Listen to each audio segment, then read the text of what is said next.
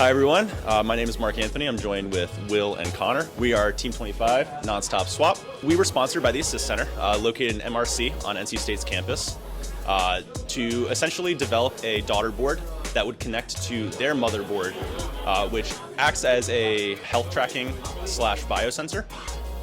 And our scope of the project was to basically make this PCB that eliminated the need for the user to take off the device and recharge it. So what we ended up doing was creating a removable lid that that houses the main battery. The product will ship with 2 lids that are replaceable while the other one gets charged. We chose this project based on a lot of different factors. However, our combined knowledge, we felt best covered most of the topics that were entailed in this project itself. I had some experience with 2D modeling, so 3D modeling was the obvious next step to take.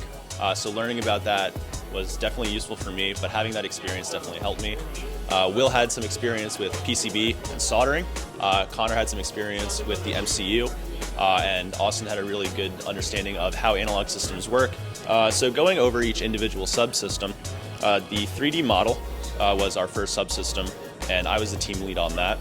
Will, like I said, worked on the PCB itself, and you can see right here, it snaps very tightly onto the existing motherboard.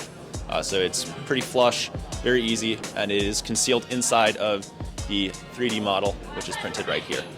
Right, for our analog system, we basically needed a switching circuit so that it could switch between a main and backup battery source. We needed a charging circuit that could charge the backup battery from the main battery source.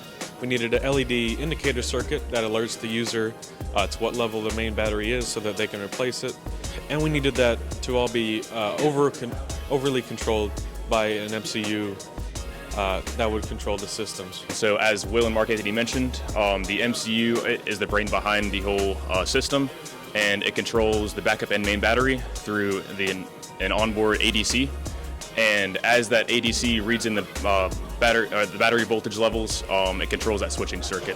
And so as the main battery level gets below 3 volts, that switching circuit switches it to backup power, giving the user time to get a new battery. And as the new battery is replaced, the switching circuit switches back to main battery, and the charging circuit will charge back the main battery, or the backup battery back up.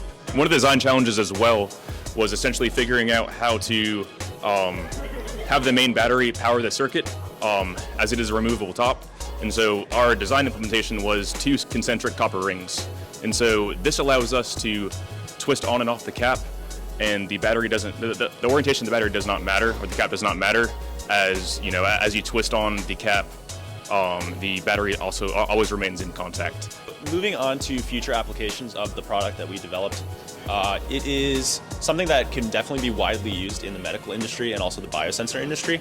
Having a device that doesn't need to be taken off ever, ideally, is something that will definitely be useful for medicinal purposes. During that recharge cycle, you're losing about an hour of data, and ideally, in a medical setting, you want the full 24 hours or more of data without any interruptions at all. Additionally, with the popularity of smartwatches such as Fitbit, Apple Watch, etc., not having to remove that could definitely be something that is useful to the user itself. There are a lot of functionalities that Apple Watches have, such as an alarm, that go unused a lot of the time just because you have to take it off overnight to charge it.